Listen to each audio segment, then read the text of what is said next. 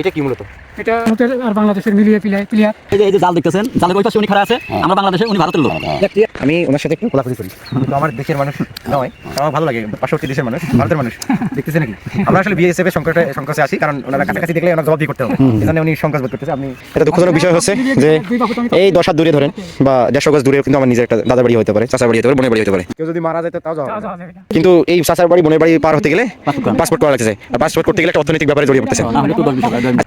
আসসালামু আলাইকুম। আজকে বাংলা সালের 22শে পৌষ 1432 বঙ্গাব্দ। আমি যে গাছটির নিচে দাঁড়িয়ে আছি এটি হচ্ছে গাব গাছ, আর এই জায়গাটি এমন একটা জায়গা যেখানে আপনার দুইটি দেশকে বিভক্ত করছে, আমার বাংলাদেশ, অপর অন্য পাশে ভারত। আপনারা এ পাশে একটু দেখান, ক্যামেরাটার পাশে একটু দেখান যে এটা হচ্ছে আমার ভারত সীমান্ত। আমি যদি এই মাটিটা স্পর্শ করি, এটা কিন্তু ভারত, আর এই মাটিটা আমার দেশ। তো আমি আরেকটু জিনিস দেখাচ্ছি, আসেন ধীরে ধীরে যাই, আপনিও আসেন। আমার দেশের পিলার কোনটা আপনি আমাদের দেখাবেন। গাব গাছটা করে দেখান, গাব গাছটা দেখা যায়, ক্যামেরার মধ্যে দেখা যায়, দেখা যায়। আমরা এই গাব গাছটা সম্পর্কে আপনাদের পুরোপুরি বলবো, আর এর আগে আমার দেশের মাটিটা কীভাবে বিভক্ত করছে, কী চিহ্ন দিয়ে, সেটা আপনাদের দেখাচ্ছি। আসসালামু আলাইকুম। ওয়ালাইকুম সালাম। নাম কি? বসিরুল হক, চান্দরচর গ্রাম, উপজেলা রৌমারী, জেলা কুড়িগ্রাম। কুড়িগ্রাম। এটা কি মূলত? এটা ভারতের আর বাংলাদেশের মিলিয়ে প্লেয়ার। বাংলা ইংরেজি 1064, তার মানে এটা প্লেয়ার নাম্বার 1064 ফরেস্ট ইন্ডিয়া। এখান থেকে প্লেয়ারের থাকি চান্দরচর গ্রাম 50 গজ। এখান থেকে বর্ডার 150 গজ ভিতরে কারাতা। আচ্ছা। আর এখানে চান্দরচর গ্রাম হল প্লেয়ারের থাকি 50 গজ। 50 গজ। আমাদের জন্য 150 গজ না? না, ভারতের জন্য 150 গজ। মানে প্লেয়ারের থাকি এবং মনে করো যে 150 গজ কারাতা। তার পাশে বাড়ি, তো আপনারা এই পাশে ভিতরে যান না? না, যাইতে দেয় না। মানে এই যে আবাদি জমিগুলো আছে তখন কিভাবে যান? ওরা করে ওদের জমি ওরা আবাদ করে। আর আমাদের জমি যদি ওপাশে থাকে? নাই, ওটা ওই ভারত সরকার ওটা নিলাম করে নিয়ে পাবলিকের কাছে দিয়ে দিবে। আর ইন্ডিয়ার সম্পত্তি বাংলাদেশত আছে, বাংলাদেশ সরকার মনে করে নিয়ে পাবলিকের কাছে অকশন করছে।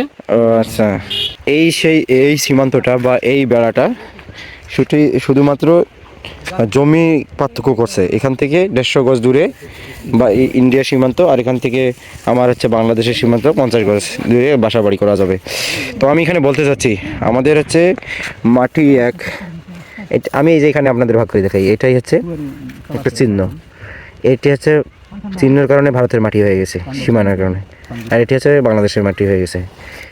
মাটি একই, সবই একই। আপনার সীমান্তের মানুষের সাথে সম্পর্ক কেমন? আত্মীয় স্বজন সম্পর্ক ভালো। এই গ্রাম সব আত্মীয় লোক। আত্মীয় যাতায়াত? এটা এখানে আমার বোনের বাড়ি, আচ্ছা, খুর বাড়ি, মামার বাড়ি, সব আত্মীয় সব। আমারও নানার বাড়ি আছে ওখানে। আচ্ছা, যাইতে চাইলে কিভাবে যান? আত্মীয় ওখানে যাইতে চাইলে গেলে পাসপোর্ট কে যাওয়া লাগবে। পাসপোর্ট তো বন্ধ হয়েছে। পাসপোর্ট এখন তো তাহলে যাওয়া বন্ধ? যাওয়া বন্ধ। কেউ যদি মারা যায় তাও যাওয়া যাবে না। তাহলে এটা আপনাদের জন্য জটিলতা নয়? জটিলতা। আমারও মামার বাড়ি আছে, নানার বাড়ি আছে। পাসপোর্ট ছাড়া যেতে দেয় না। পাসপোর্ট করে গেছিলাম। পাসপোর্টে কত টাকা লাগে? পাসপোর্ট তো বর্তমান বন্ধ। তাও আগে 5-7 হাজার টাকা করে খরচ হয়েছে। এটা দুঃখজনক বিষয় হচ্ছে যে এই 10 হাত দূরে ধরেন বা 150 গজ দূরে কিন্তু আমার নিজের একটা দাদার বাড়ি হতে পারে, চাচার বাড়ি হতে পারে, বোনের বাড়ি হতে পারে। কিন্তু এই চাচার বাড়ি বোনের বাড়ি পার হতে গেলে পাসপোর্ট করা লাগতেছে, আর পাসপোর্ট করতে গেলে একটা অর্থনৈতিক ব্যাপারে জড়িয়ে পড়তেছে। না হলে তো 10-20 হাজার। আচ্ছা, এখন পাসপোর্ট করার কত টাকা? পাসপোর্ট করা 7-8 হাজার টাকা লাগে। এখন দেখছেন এই মাত্র 150 গজ ডিফারেন্সের কারণে আমাদেরকে এই ভোগান্তিটা করতে 7,000 টাকা ধরে। আর এই পাসপোর্টের মেয়াদ কতদিন থাকে? পাসপোর্টে 5 বছর থাকে। 5 বছর থাকে। আপনি 5 বছরের মধ্যে আপনি 1 বছরের মধ্যে 5-6 বার দেবেন পাবেন। ভিসা লাগাবেন, ভিসা তো লাগানি থাকবে, খালি মনে করে যে ভিসার মেয়াদ থাকে 3 মাস। হ্যাঁ, 3 মাসের ভিতরে আবার ফের ঘুরে আসা লাগবে। 2 মাসের মতো যেতে পারবেন, 1 মাসের মতো যেতে পারবেন। আর যদি 3 মাস করিয়ে গেলেন, তারপরে ব্যাক করিয়ে আপনার আবার 10 দিন 5 দিন চলে আসতে পারবেন, আপনার স্বাধীনতা। কিন্তু 3 মাসের মেয়াদের বাইরে যেতে পারবেন না। তখন তো মেয়াদের বাইরে গেলে ধরে ফেলা দেব, একদিনে 2 দিন আগে আসা লাগবে। আচ্ছা, আপনার যে বোনের বাড়ি ওখানে, আপনার বোন যদি হঠাৎ করে মারা যায় তখন কি হবে? না, দেখতে পারবেন না। দেখতে পাবেন না? কতটা হৃদয় বিজড়ক ঘটনা যে নিজের বোন নিজের বাবা যদি পাশে থাকে। আমার নানা মারা গেছে, তাই আমি যেতে পারি নাই। এই কতটা হৃদয় বিজড়ক ঘটনা যে নিজের লক্ষ্যে দেখার কোনো অনুমতি নেই এই গ্রামে এই গ্রাম ওই যে শুধু সীমান্তের জটিলতার কারণে। মরদ দেখতেছি, দেখেন সরকারি গাড়ি, মরদ দেখান, ওই যে মরদ দেখতেছি। সরকারি গাড়ি। আমরা আসলে ক্যামেরা লাগে। 150 গজ দূরে এই রোডে বেশি তো চলাচল করে গাড়ি, কাছাকাছি যাইতে পারতেছি না। ফৌজের গাড়ি। দেখতেছে, হিন্দুস্তান হইলেও তাও উনি বলে মুসলমান। মুসলমান মানে পাবলিক। না উনি তো আমাদেরই এই পাশেই ছিলেন তো না? সবগুলোর সাথে আবার কথা মানে আপনার বাড়ি কোথায় ছিল আসলে অরিজিনালে? অরিজিনাল কুসনিমারা, আমার ম্যানকাসর কুসনিমারা। মানকাসের কুসনিমারা। আপনার নাম কি? আমার নাম মজর আলী। আর জেলা কি আপনার? জেলা হলো আপনার গোয়ালপাড়া। গোয়ালপাড়া না, আগে গোয়ালপাড়া আছিল, তারপর ধুবড়ি থাকলো, এখন না আর ওটা তো ম্যানকাসর, মানকাসর। আগে ইউনিয়ন, নিয়মও ম্যানকাসর, আর এই যে জেলা? আর হচ্ছে গ্রাম গ্রাম কুসনিমারা। কুচিমারা। আমি ভাড়া আছেন ছাগল দেখতে গেলাম না, দেখি আমি এই জায়গা তোমাকে দিলে দাঁড়াইলাম আর কি। ভালো লাগলো সেটা। তাহলে আমি যে এখানে আমাদের সাথে আও করতেছেন, তাতে আপনার কোনো ক্ষতি হবে কি? প্রতি মানে বুঝলে অবশ্য, কিন্তু মনে করো ওরা দেখলে আমাদের একটু অসুবিধা কি মানে দিয়ে এলো? দিয়ে আইলাম তাহলে আপনি বেশিক্ষণ আপনি আমাদের এখানে থাকতে পারবেন না? না না আচ্ছা দাঁড়ান। আপনি তো আচ্ছা এই যে জাল দেখতেছেন, জালের ওই পাশে উনি খাড়া আছে, আমরা বাংলাদেশে, উনি ভারতের লোক।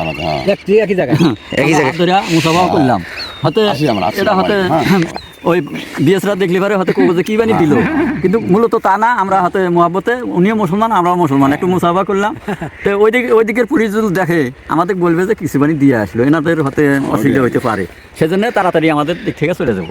আমি ওনার সাথে একটু কোলাকুলি করি, কিন্তু আমার দেশের মানুষ নয়, আমার ভালো লাগে পার্শ্ববর্তী দেশের মানুষ, ভারতের মানুষ দেখতেছে নাকি। আমরা আসলে বিএসএফ এর সংকোচে আসি, কারণ ওনারা কাছাকাছি দেখলে ওনার জবাব দিয়ে করতে হবে, এই জন্য উনি সংকোচ বোধ করতেছে। আপনি তাড়াতাড়ি দিতে পারেন, কারণ এটা একটা দেশের ব্যাপার, সন্দেহ করতে হবে। দিবেন। আপনি বাংলাদেশের না? ও পাশে যাওয়া পারবেন ওরা ভারতের। গাব গাছ দুটো ভারতের আর এটা একটা ইন্ডিয়া। বাংলাদেশের, ওটা ভারতের। মানে দুইটা বাংলাদেশের একটা ইন্ডিয়ার। হ্যাঁ, ওইটা ইন্ডিয়া। না না, এই গাছটা দেখে তোমার ভারতের, আমাদেরও বাংলাদেশে আছে, তো ভারতের গাছটা দেখে তোমার কি মনে হচ্ছে? একই দেখতেছি, ভারতের গাছ একই দেখতেছি। আমাদের দেশে দুইটা দেখলাম, ভারতের একটা দেখলাম। এটা তো গাছ ধরছে দেখলাম, তো ওনাদের সাথে একটা গাছ চাইলাম, তখন উনি ভয়েরতে একটু ফাঁকে গেল, কাজে বিদেশরা যদি দেখে জবদাহিল করতে হবে, কি বানি দিল। একই জিনিস আমার দেশে এই এক হাত দূরে পড়ে আছে, হ্যাঁ আর এক হাত দূরে আমরা স্পষ্ট করতে পারতেছি না। হ্যাঁ, আসলে ঘেরার ওই মুড়ে আর আমরা যাইতে পারতেছি না, কারণ যেতে গেলে আমাদের ধরবে। তো একটা লোক আসছিল, তার সাথে আলাপ সালাপ করলাম, তো একটা দুইটা গাছ চাইলাম, তা কয় যে পরে দেওয়া নাকবো, এখন হয়তো তোমাদের সাথে। আপনারা আমাদের গাব কন্টেন্ট আলাদা পাবেন, ওই গাব ফল দেখতে চাইলে আপনারা দেখেন, তারপর গাব ফলগুলো দেখাও দেখি এই কন্টেন্টে দেশের এই মানুষ। যে এটা আমাদের বাংলাদেশের ফল নিছি, আচ্ছা, ওখান থেকে দুইটা ফল ওটা আরেকটা ভিডিওতে আমরা দেখাবো, তাই না? হ্যাঁ। এই ভারতের আকাশের পাখি দেখাই আমি, এই যে ভারতের আকাশের পাখি, ভারত রোড, এটা ভালো লাগে দেশের কিনারায় আসলে। ভালো থাকবেন সবাই, আসসালামু আলাইকুম।